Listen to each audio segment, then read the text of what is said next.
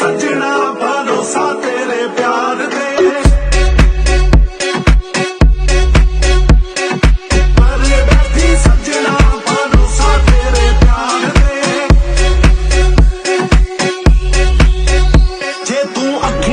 दे सामने नहीं रहना जे तू अखियां दे सामने नहीं रहना।